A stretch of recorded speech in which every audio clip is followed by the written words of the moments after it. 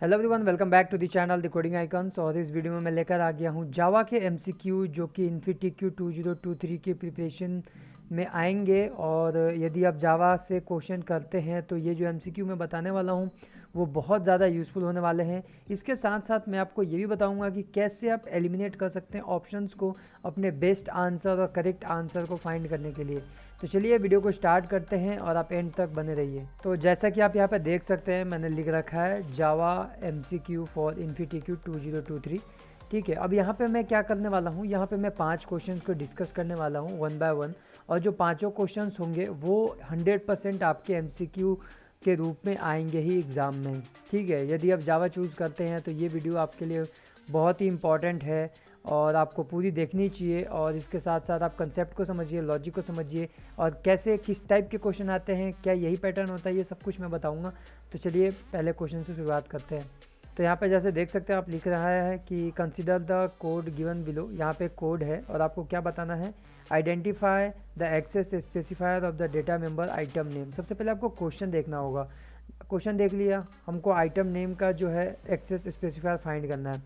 तो यहाँ पे जैसे कि आप देख सकते हैं स्ट्रिंग आइटम आईडी का दे रखा है पब्लिक, और यहाँ पे फ्लोट आइटम प्राइस दे रखा है प्रोटेक्टेड, यहाँ पे और प्राइवेट भी दे रखा है और इसका कुछ नहीं दे रखा। ठीक है, ये जो है इसका कुछ नहीं दे रखा हमारे पास। तो इसके लिए क्या होगा हमारे पास, देखिए यदि हम बात करें एलिमिनेट करने की, ठीक है, तो देखिए यदि पब्लिक होता तो यहाँ पे पब्लिक दे रखा होता तो मतलब पब्लिक नहीं है। ठीक है, प्रोटेक्टेड होता तो प्रोटेक्टेड दे रखा होता, प्राइवेट होता तो प्राइवेट दे रखा है यहाँ पे, और यहाँ पे भी दे रखा होता। अब कौन सा ऑप्शन बचा हमारे पास, हमारे पास ऑप्शन बचा डी, डिफ़ॉल्ट। तो जी हाँ, यहाँ पे जो आंसर आएगा इसका वो डिफ़ॉल्ट होगा। और यदि आप जावा जानते हैं तो आपको पता होगा कि डिफ़ॉल्ट एक स्पेशल टाइप का इसमें एक्सेस स्पेसिफायर होता है जिसको हम यूज़ करते हैं। यदि कुछ हम यूज़ नहीं करते एक्सेस स्पेसिफायर की जगह तो हमारा डिफ़ॉल्ट यूज़ होता है। यहाँ पे ये आंसर आया। तो देखिए कितना ईजी क्वेश्चन है। यदि आपको थोड़ा बहुत भी पता है, आइडिया है और यदि आपका माइंड शार्प है तो आप इजीली इसको कर सकते थे। ठीक है, तो अब हम बात कर लेते हैं सेकंड क्वेश्चन की। सेकंड क्वेश्चन है हमारे पास, what is the output of the following code snippet. इसका आउटपुट फाइंड करना है। ठीक है, तो इसमें कोई क्वेश्चन और नहीं दे रखा है आगे, तो हम सबसे पहले इसको ही देखेंगे। पहले पब्लिक क्लास दे रखा है क्वेश्चन, उसके बाद हमारे पास पब्लिक स्टैटिक वॉइड में दे रखा है यहाँ पे, और वेरिएबल दे रखा है इंट से, और अनदर वेरिएबल दे रखा है 7, और रिजल्ट दे रखा है एक वेरिएबल। देखिए यहाँ पे क्या कर रहा है, स्ट्रिंग में ONE1 लिखा है और स्ट्रिंग अनदर स्ट्रिंग में लिखा है हमारे पास 2। उसके बाद हमको ये कंप्यूट करना होगा। ठीक है, value into another var divide by another var. तो यदि हम वैल्यू पुट करें यहाँ पे, मान लीजिए मैं यहाँ पे पुट कर रहा हूँ, वेर की वैल्यू 22 हो जाएगा यहाँ पे। ठीक है, और इनटू में 7 कर रहा हूँ, डिवाइड बाय 7 कर रहा हूँ, तो 7 से 7 मेरा यहाँ कैंसिल हो जाएगा। तो हमारे पास रिजल्ट की वैल्यू क्या बचेगी, हमारे पास रिजल्ट की वैल्यू बचेगी वेर। ठीक है, तो हमारे पास क्या बचेगी यहाँ पे, रिजल्ट की वैल्यू हमारे पास बचेगी 22। ठीक है, जैसा कि हमने देखा कि अनदर वेर से अनदर वेर वैल्यू कैंसिल हो गया, 22 बची। अब यहाँ पे देखिए रिजल्ट 22 जो है वो लेस देन 22 होता है क्या, तो यहाँ पे हमारे पास कंडीशन क्या बन गई, 2 और 2 बन गई यहाँ पे। ठीक है, तो 22 लेस देन 22 होता है तो ये वाला जो है ये नहीं चलेगा, हमारे पास ये चलेगा। तो अनदर STR में क्या है हमारे पास वैल्यू, अनदर STR में वैल्यू है 2। तो ऑप्शन में देखें 2 है क्या, हाँ तो 2 है, तो यहाँ पे ऑप्शन हम क्लिक कर सकते हैं 2। ठीक है, यदि बात करें तो यहाँ पे पूछ सकता है जैसे नो आउटपुट डिस्प्लेड है। यदि हम एलिमिनेशन की बात करें यहाँ पे तो नो आउटपुट डिस्प्ले, यदि देखिए 2 सिस्टम आउट प्रिंटलन यूज़ हुआ है तो ये तो होना मतलब गलत है ना, ये तो हो ही नहीं सकता कभी। ठीक है, कंपाइलेशन एरर, यदि आप यहाँ पे देख सकते हैं कि मतलब नॉर्मल डिवीज़न मल्टीप्लिकेशन और बाकी सब कुछ सही है, पब्लिक स्टैटिक वर्ड सब स्मॉलर और सब कुछ में लिखा है, तो ये भी मतलब जावा का बेसिक आता है तो ये भी नहीं हो सकता। अब बचा हमारे पास 1 और 2। 1 और 2 में से यदि मान लीजिए आपको नहीं आता कंप्यूट करने और यहाँ पे ये वाला लॉजिक जो पार्ट है ये आपको समझ में नहीं आ रहा, तो आप क्या कर सकते हैं, आप इन दोनों में से कोई 1 चूज़ कर सकते हैं। ठीक है, और यदि आपको थोड़ा बहुत भी आता है तो यहाँ पे जैसे हमने कंप्यूट किया उसको करने के बाद आप आंसर 2 लिख सकते हैं। ठीक है, तो बहुत इजी क्वेश्चन है और इसको आप देख लेना, और ये पूछा जाता है। नेक्स्ट क्वेश्चन है हमारे पास question number 3, what is the output of the following snippet. यहाँ पे भी आउटपुट फाइंड करना है। नीचे देख लेते हैं कुछ है क्या, नहीं, नीचे और कुछ क्वेश्चन नहीं पूछ रखा। तो सबसे पहले हम कहाँ जाते हैं, यदि हम देखते हैं कि कोई भी क्वेश्चन सॉल्व करते हैं जावा में, तो सबसे पहले हमको स्टैटिक वॉइड मेन में आना होता है। ठीक है, तो हम यहाँ पे आए, बिल एक जो हमारे पास क्लास होगी देख लेते हैं, क्योंकि ऑब्जेक्ट बना रखा है। तो जी हाँ, यहाँ पे बिल एक क्लास है और यहाँ पे ऑब्जेक्ट बना रखा है बिल ऑब्जेक्ट, और न्यू बिल 10 वैल्यू पास कर रखा है यहाँ पे। ठीक है, तो ये वाला जो 10 है, ये 10 कहाँ जाएगा, ये यहाँ पे जाएगा, क्योंकि ये कंस्ट्रक्टर में ही जाएगा ना, क्योंकि ये वैल्यू पास कर रखी है वैल्यू इसको, तो 10 यहाँ पे जाएगा।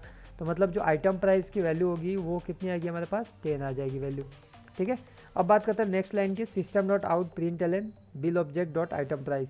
अब मैंने जैसे बताया आइटम प्राइस की वैल्यू कितनी आ गई, 10, और यहाँ पे यही कर रखा है बिल ऑब्जेक्ट आइटम प्राइस की वैल्यू फाइंड कर रखा है, तो यहाँ से तो हमारे पास 10 आ गया। ठीक है, अब बात कर लेते हैं बिल ऑब्जेक्ट डॉट डिस्प्ले। अब बिल ऑब्जेक्ट से हम क्या कर रहे हैं, डिस्प्ले को कॉल करें, डिस्प्ले को कॉल करते हैं, आइटम प्राइस की वैल्यू 20 दे रखी है और system out print talent item price ही दे रखा है। तो यहाँ पे आइटम प्राइस की जो वैल्यू है वो यहाँ पे ये वाला स्कोप कंसिडर होगा। ठीक है, ये वाला कंसिडर नहीं होगा। ठीक है, तो यहाँ पे हमारे पास आएगा 20, मतलब कि हमारे पास 10 आएगा पहले, उसके बाद आएगा 20। ठीक है, तो चलिए अब देख लेते हैं आंसर में कुछ ऐसा है क्या हमारे पास। ए में 10 और 0 दे रखा है, मतलब ये तो नहीं हो सकता। ठीक है, ये नहीं है। और बी में दे रखा है 10 और 20, मतलब सही है। सी में 10 और 10 दे रखा है, वही वाला मैंने बताया, जैसे कि यहाँ पे स्कोप की प्रॉब्लम आती है, तो कुछ लोग ऐसा करते हैं कि यहाँ पे आइटम प्राइस है इनिशलाइज़ किया है तो यहाँ पे भी 10 ही कर देते हैं, बट नहीं, स्कोप का ध्यान रखना, यदि ये स्कोप के अंदर है तो हम इसको यूज़ करेंगे। ठीक है, और ये तो हो ही नहीं सकता, क्योंकि ज़रूरी नहीं है कि हमको डिफ़ॉल्ट कंस्ट्रक्टर को राइट करना है हमको कोड में। ठीक है, अब बात कर लेते हैं नेक्स्ट क्वेश्चन की। ये भी क्वेश्चन इजी था, तो आप इजीली कर सकते हैं इसको भी, ये क्वेश्चन आएंगे जो भी मैं बता रहा हूँ। ठीक है, तो नेक्स्ट क्वेश्चन की बात कर लेते हैं। यहाँ पे ये कोड दे रखा है, नीचे क्वेश्चन दे रखा है, how many object and reference variable of class customer will be created. ठीक है, तो हमको बताना है कि कितने ऑब्जेक्ट और कितने रेफरेंस वेरिएबल क्रिएट हो रहे हैं, वो आपको यहाँ पे बताना है। तो सबसे पहले जैसे कि मैंने बताया, सबसे पहले मेन फंक्शन मतलब जो है उसमें आते हैं। यहाँ पे देख सकते हैं कस्टमर ओबीजे बनवा रहा है, मतलब कि यहाँ पे कस्टमर है जो क्लास है, तो यहाँ पे एक ऑब्जेक्ट बना रहा है, तो यहाँ पे ऑब्जेक्ट की वैल्यू हमारे पास आ गई 1। ठीक है, नेक्स्ट लाइन की बात करें तो यहाँ पे भी बना रहा है ऑब्जेक्ट, तो यहाँ पे 1 + 1 आ गया हमारे पास। ठीक है, हमारे पास कितनी हो गई, ऑब्जेक्ट 2 हो गया। अब यहाँ पे कोई ऑब्जेक्ट नहीं है, यहाँ पे कोई ऑब्जेक्ट नहीं है। ठीक है, तो मतलब कि 2 ऑब्जेक्ट हो गए, तो हम ऐसे एलिमिनेट कर सकते हैं। ये 3 ऑब्जेक्ट दे रखा है, ये गलत है। 4 ऑब्जेक्ट दे रखा है, ये गलत है। ठीक है, अब हमारे पास बचा 2 objects and 4 reference variable, 2 objects and 3 reference variable. ठीक है, अब समझते हैं कि रेफरेंस वेरिएबल कैसे फाइंड करते हैं। तो रेफरेंस वेरिएबल जो है वो फाइंड ऐसे करते हैं, जैसे मान लीजिए कोई हम क्लास का ऑब्जेक्ट बनाते हैं, तो वो एक रेफरेंस की तरह वर्क करता है। ठीक है, जैसे ये ओबीजे है, ये एक रेफरेंस की तरह वर्क कर रहा है यहाँ पे, तो एक तो ये हो गया रेफरेंस। ठीक है, और यहाँ पे एक है, ये भी ऑब्जेक्ट बन रहा है, तो यहाँ पे भी रेफरेंस की तरह काम करेगा, तो 1 + 1 2 हो गया। ठीक है, अब यहाँ पे कस्टमर का OBJ2 बन रहा है। ठीक है, बट ये क्या है, ये ना ऑब्जेक्ट है ना रेफरेंस किसी का स्टोर कर रहा है, कुछ भी नहीं है, ये एक वेरिएबल टाइप का है, तो इसको कंसिडर नहीं करेंगे। अब नेक्स्ट बात करते हैं कस्टमर OBJ3 = OBJ। ठीक है, तो यहाँ पे क्या हो रहा है, देखिए OBJ हमारे पास क्या था, ऑब्जेक्ट था जो कि यहाँ पे था, और इसका रेफरेंस कौन स्टोर करवा रहा है, OBJ3, तो मतलब एक और हमारे पास रेफरेंस वेरिएबल आ गया। तो मतलब कितने हो गए हमारे पास, 3 रेफरेंस वेरिएबल। तो आंसर देखते हैं कौन सा सही है, हाँ तो ऑप्शन डी सही है।